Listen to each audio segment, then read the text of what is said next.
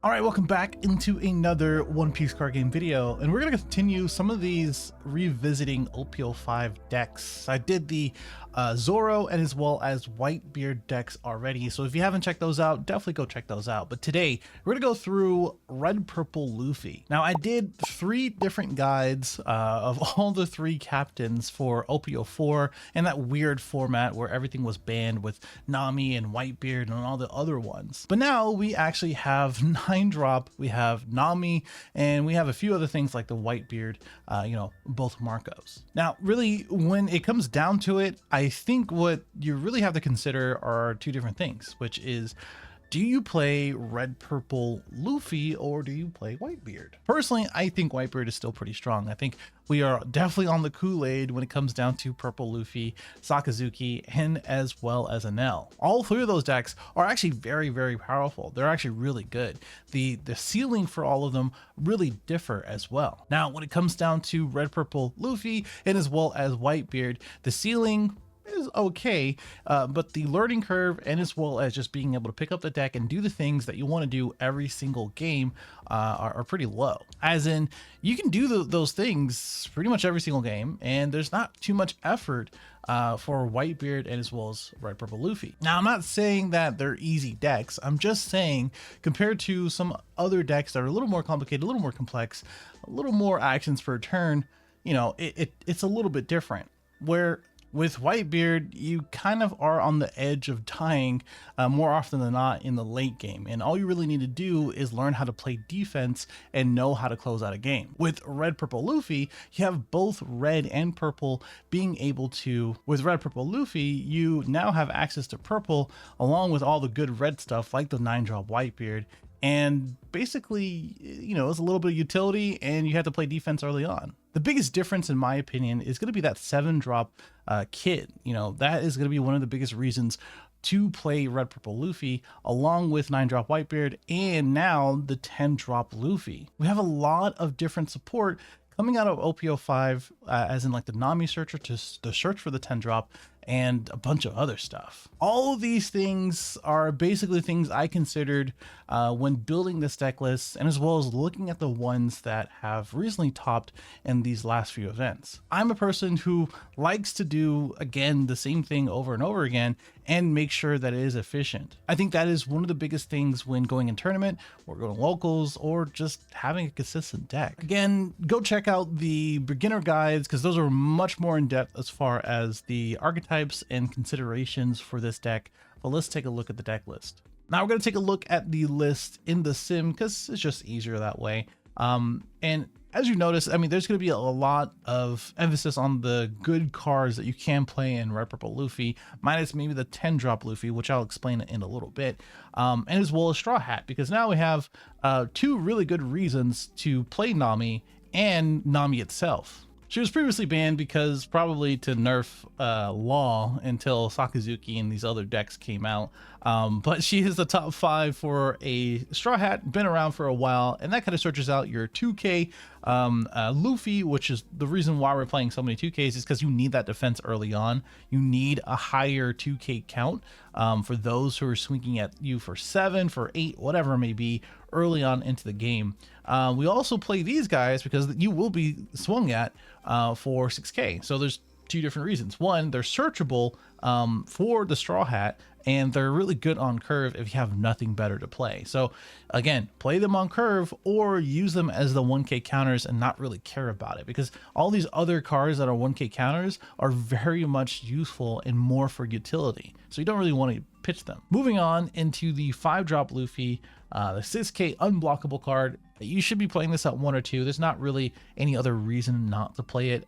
This kind of just wins you games. Like if a queen player goes down to 0 for some reason the previous turn, and then they put about a bunch of blockers, and then you play out Monkey D. Luffy, then you can do that. You can play this, you can play this or Yamle Jamble, where you can use Monkey D. Luffy or Sangoro or the 10-drop or your leader, etc. To to give that option. But I think just having another body on board is a little bit better. I think it's more efficient to use Diable. So I think it's just up to you what you want to do. Anyway, Zoro is one of the better options to search with Nami, simply because early in the game you want that turn one play going first or second, but going first on the second turn, you do want to play him out, and then the following turn you get that extra Dawn. It does have a little bit more commitment where, you know, one more Dawn you have to swing with it, but if they swing with like a 1 or 2 cost or something like that, this is an easy swing. You still get the extra Dawn. Plus he is a 1000 counter power, so you know he just comes in clutch, and later in the game you can just pitch him. Bernosuke is another searchable 2K, which is awesome. His rush ability is also super clutch. The 10 drop Luffy, not the other red 10 drop. This guy basically is the reason why the leader is himself, right? You basically go to 0 Dawn with this guy. You -10, you bottom deck everything else, and then you use the activate main to get an extra Dawn. You use this to get the other Dawn, go to 2, take another turn, can take another Dawn on that 4 Dawn, and then continue as you were. Basically you get your leader swing twice, along with the Dawn that you might be attached with it, and then a 12k swing for free. He is basically a rush card, so if they don't have enough blockers or no blockers, or if that 1 or 2 life, this is a really good card. I can't express where like this is just a really good situational card. If you're in that situation and this card wins it for you, you're gonna thank me, or at least you're gonna thank the deck for you drawing it. Again, searchable, which is sweet. Queen is just a necessary evil as you play a lot of these no counter kind of useless cards in certain situations, like the lead performer disaster, stars, whatever you want to call it. You want to pitch those cards and just have that 6k blocker. It is a little less good, obviously, with Sakazuki running around. They can easily get rid of this guy. So like I implore you, if you don't need the block, just swing with this guy. He is like 6k swing. If they swing into it, it is just like them swinging into your leader anyway. And yeah, if you're not dying, just swing with it. It's gonna die anyway if they swing into it, or if they expend some Dawn to it. It's kind of the same result. So I always recommend to swing with Queen when you can. Law is just another blocker. He is the bane of any non-purple deck existence. I mean, if you get punished for it, you get punished for it. Captain Ken is one of the reasons to play this deck, right? Although he is only at 3, and the reason is because you don't want to play any of these guys at 4, because you're just going to brick and it's just going to be bad. The only reason why you play this at 4 is because you want to go second, you want to see it, and it draws you a card. So there's not really much else to say about it. It is also Queen, and as well as kick course fodder. But Kid is something that you'll want more often than not. Like what happens is that you can go second, you can play this the turn 2 going this and go to 5 Dawn. What am I saying? Turn 2 going second, you play this, you go to 5 Dawn. The following turn you go to 7, and you play this, you -1. You go to 6 Dawn for the following turn, you go to 8, and then you use your leader ability to play out the 9 costs. That's basically what you want to do on a turn-by-turn basis. A very quick summary, and I think it works. You know, there's not really, I mean, you're a 7k leader and you have a bunch of counter power, you're not going to die. At least that's my thought. There's only a few handful of decks like Law. That's pretty much it. Maybe Zoro. I mean, those are kind of the only 2 decks that really come to mind that would deter this type of strategy. But even then, Captain Kid is really good for that. Like you are a 7k leader and you can block or counter out of a lot of things. The reason why we play 4 Radical Beam is because we can. 4 Radical Beam, 2 Guard Point. The reason why we play 2 Guard Point instead of all 4 Radical Beam and nothing else is because Guard Point allows you to get out of the 8 key swings early on, and if you want to protect your life. And Guard Point or Radical Beam is pretty much live as soon as you take a life, right? So you are a 4k 1 cost after 1 life, and you effectively just draw a card. So you want to use Guard Point as early as you can, Radical Beam as soon as you take a life, and that's pretty much it. Kick Course, again, gets your dead cards out of your hand, etc., etc. Kind of already explained the lead performance disaster. kind of already explained lead performer disaster, so not really much else to talk about. There's a really nice trigger effect after you use the 10 drop too. So if you end up having one out of your 3, there you go. And the 2 pretty big MVP cards are these guys. Now, the reason why we play Shanks over Kaido is because we're playing 10 drop Luffy, right? So the whole concept is that you get to 7 for the kid, and then you get to 8 to ramp to 9 to play one of these two. So you're at 8K leader here, 9K with these two on board, or you swing with Shanks the turn that you play him on the back of being a 7K leader. And then when you actually do Monkey D. Luffy, the 10 drop, you swing with the 8K, you swing with whatever this guy is going to be, probably a 6, and then the 10K again, and then you take a falling turn to swing out again. So you want the value as soon as possible with Shanks, being able to swing at their life and having a 10K swing the falling turn, and then Monkey D. Luffy. If you don't, then you can just, be on the back of 3 different 9-drop negates. That's pretty much it. Now, I talked about this deck quite a lot, more than these other like shorter videos, because I really do like the deck. It fits what I want to do, along with just, it's a fun deck to play. It's pretty straightforward. You don't really need to know too much either, and it's nice being an 8K, 7K, 9K leader consistently, and it's just very hard for your opponent to deal with. Now, when it comes down to like the meta decks right now, I think if you put out like higher costed cards over and over again, Sakazuki does have a little bit of a hard time. But if they have what they need, as in Ice Age or multiple Great Eruptions, Hinas, whatever it may be, those are kind of big deterrents. So you just have to kind of play around those and put more and more big threats and punish them when you need to for that. The same kind of goes in for an L, right? Like when you really think about it, a lot of yellow decks kind of struggle with that.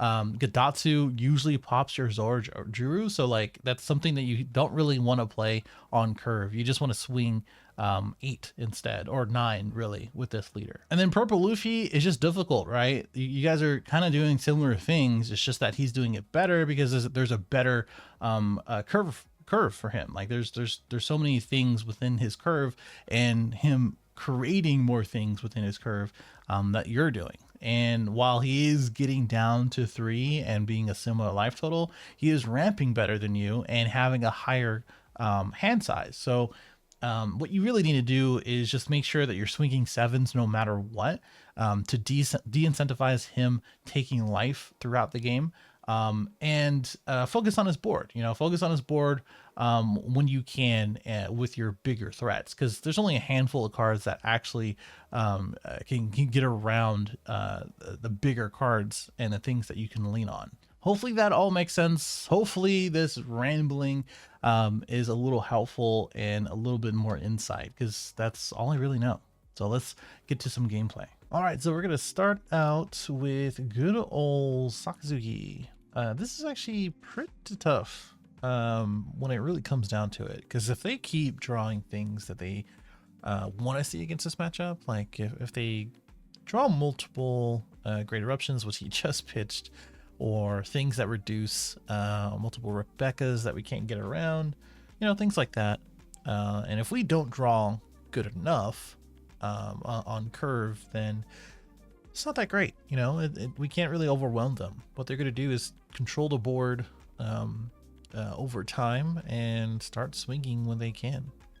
We did go second, which is what we want to do. Going first is pretty difficult against this as well, but going second, using the 4-cost event card, and then swinging for 7. And I just remembered that he did that. He accidentally swung, accidentally Hound Blazed his own brand new. So, that's pretty bad. But I will say that even if he did swing with a brand new, what was really going to happen was that I was going to be able to counter out and then swing into him and not really have any issues. So didn't really do anything to the state of the game. It just really created one less extra card. So would that be the difference maker in this game? I don't think so, but whatever. We did play out the Zoro Juru. Honestly, I knew it was going to get KO'd. It's not really much I can do about that, honestly. It is just something that I have to kind of understand that if he has an option to get rid of it, which this Kobe does, which shout out to him, you know, I like Kobe in Sakazuki, then yeah, that's what's going to happen. We do play out the 9-drop Newgate, which now we're 8k swing, which is kind of just preventing his Borsalino to block efficiently. We did finally draw a kid, which is nice. I pitched the kick course because everything else is just a straight up counter, and it's not really anything I have to worry about. And what I can do here is just play out the Sanguru. So he has 3 Borsalinos out, or had 3 Borsalinos, one of them blocked, and not really drawing anything he really needs to see. I think that was really important for him to start out pretty strong and set up a board where he can kind of compete against me. But it didn't really end up happening. So bummer for him. And he's going to swing 6 here. Little block. Actually, it didn't really matter if I blocked or not. I don't know why I'm blocked. But we're going to go and use the leader effect and kid. A lot of different options here that I was just trying to figure out. I think I'm just going to swing face. I was going to swing at Kobe, but I was like, it doesn't really matter what I do. So I'm just going to swing 8 to face as well, targeting both of his Borsalinos. And here we're just going to swing 9, which targets his hand, not so much of his Borsalino. So if I swung 8, it was target his Borsalino, plus I have 1 more, well, 2 more to defend against myself with. But I wanted to play the Nami and targeted his 2 cards in hand, which if he had 2 Ks, then he would have to, he couldn't get out of it. So he had a block with Borsalino. So 9 was the right move, in my opinion. And here he doesn't have any more Borsalinos from what I can understand. I use the Radical Beam option, the trigger option, because I only have 1 Dawn open anyway. And then pretty much that was it. He went ahead and quit. He only had a 4-drop Kuzan, Rebecca. I think he could have played the Rebecca out and sort of just like block her up. You can play Borsalino Rebecca, but because I was a 7k leader and then into 8k leader, I think it was probably too much for him. So there you go. So just overwhelm the Sakazuki player and play onto his faults, which in this case was drawing a lot of Borsalinos and not really doing anything after that. That Kuzan, by the way, that 4-drop Kuzan is a big menace for this deck, which is why, you know, sometimes the argument for 9-drop Kaido or maybe even King to supplement this deck would be good. You can replace some of the vanillas that I've added instead. No longer searchable by Nami, not a whole big deal, but when you actually do need a body on board or things in your hand to play, because as you saw, we had a lot of 2Ks and we couldn't really do anything with them other than defending them or defend yourself with. Those are the kind of the instances that you have to, you know, keep in mind. All right, next up is gonna be Katakuri. So we mulliganed the first hand, got a lot of late game targets, didn't really care too much for them. Didn't draw the 4-cost event card, which is fine. We have the Zoro and we also have the Nami search, so not too much of a big deal. Our categories are always going to swing 7 no matter what. I don't know why, but they should be swinging 8, and we always have the 2k counter for that. We play out the Zoro after he takes the 1 for the 7. Gadatsu is pretty annoying against or as any yellow deck. And one of the reasons why I like these vanillas as well, too, by the way, is because Katakuri can't really do anything about them, right? And that's kind of the reason why they started using them in the last set, because a lot of decks couldn't really answer them. A lot of decks can answer them now, so either it's going to be a counter card, or it's going to be something that a yellow deck can't really take care of. I could have swung here for using my leader, but we did use the Trafalgar Law into a bunch of swings into his board, basically. So I wanted to clear his board. I want to get some cards out of hand and basically set up myself where he can only swing it into like 1 or 2 thing. So with my blocker, it's basically whatever. I'm probably okay taking this, but it's categories, so they're going to play something that manipulates life. So that's something now. It's going to be the 8-drop which he did play out. He did play out the smoothie on the trigger, getting rid of the Pero, which I guess he just didn't really care too much for. He got the cracker as well. The only bright side of this is that we do have a blocker and as well as 7k leader. And, you know, that Law, which was 2 cards, and the 2 cards that he had to protect himself of the Gadatsu are playing off now, because now he has 3 cards in hand. That's multiple attacks and a low hand count for a category, and technically an L too, is kind of detrimental, right? That's super huge. That's something that you have to keep in mind, where they usually use like 2Ks and 1Ks and all these other things, right? A lot of counter power in hand, but now they can't really lean on that. And while sure, Cracker is has double attack, I don't really care. I have 2 cards that I kind of want out of my life anyway, and I have a blocker. So 7k, he has to commit a Dawn at least for both his leader and as well as Cracker. And he's gonna go ahead and swing at my Sengoku, or Sengoku. I don't know why I keep saying Sengoku. Sangaru. Sorry. A lot of people in the comments like to get on me for names, and I don't really care. If I do get a name wrong, I kind of don't care at this point. I'm so sorry. I want to care. I really do want to care, but just not gonna happen, unfortunately. Really in a predicament here, trying to decide what's going on here. I'm gonna go and block, because that AK is pretty important, and I think what we're gonna do is just swing out, which the only thing that really could have killed me here was obviously a blocker, a beige, etc., etc. I was on the better end of RNG here. The worst end of RNG, I don't think I could have really done anything. Maybe swing into his Katakuri, and then hold one up for guard point, and hope for the best, basically. But like I said, better end of RNG here, and we won that one out. Okay, so we're gonna do one more Sakazuki, because, well, 2 things. One, I mentioned before that it is pretty difficult if they see everything.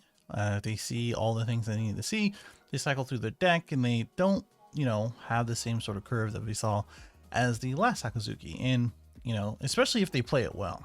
And with the 6k swing, us going second, we went into the 4 cost event card to ramp, swung 7, played out the kid. We're going to 6 next turn, this turn, and then 8 next turn, into a 9 cost Dawn. Don't have any 9 costed cards, but it is it's not too bad with the kid on. But the second other reason is that Sakazuki is super popular, right? Like it is a very strong deck. It is something that people should kind of get used to no matter what, etc., etc.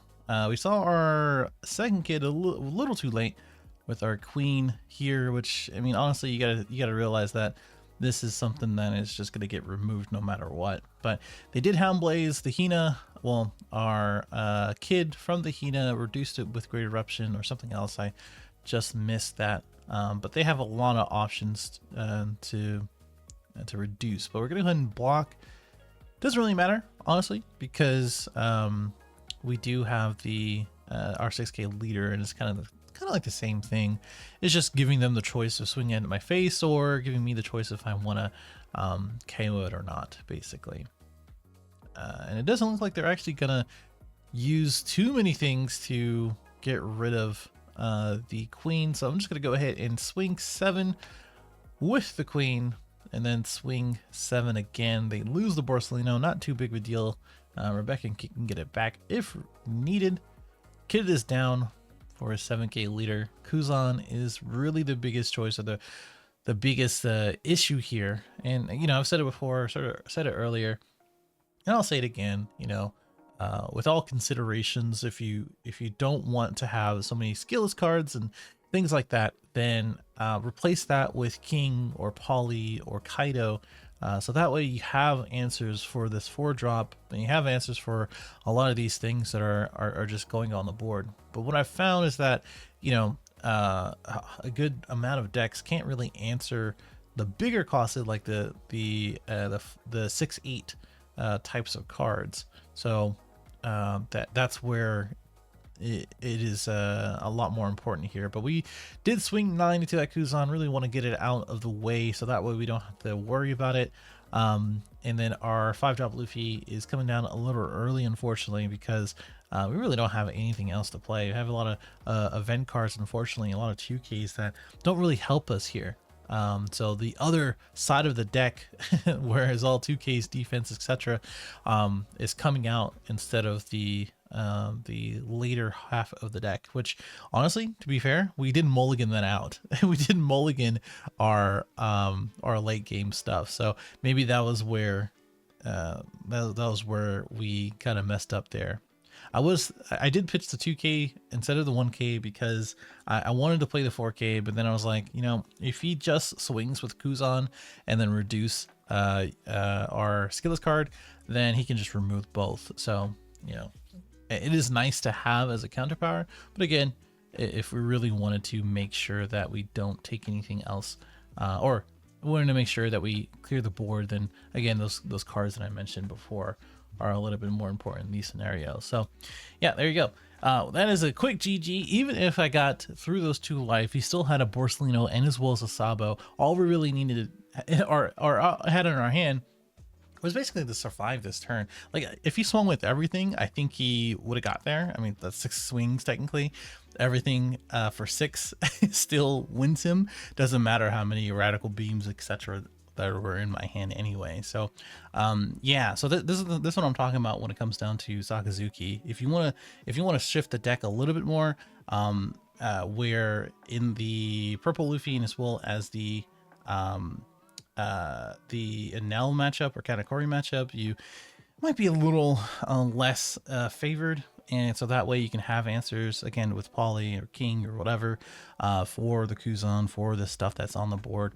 Then definitely do that. But I think systematically, and as well as just how this deck is, you play 1 or 2 things per turn, and Sakazuki, if he has it in his hand, or if he makes him have it in his hand, as in through through Barry, through Rebecca, etc., all these other cards, and as well as through his cycle, you know, he's going to find the things to remove one of those things, or 1 or 2 of those things every single turn. So just things to keep in mind and consideration as you test out this deck, as you build a new list, your own refined list. So let me know what you think in the comments below. If you have your own list, definitely, you know, post it if you can. You know, post it in the Discord if you really want to. If not, I will see you in the next one.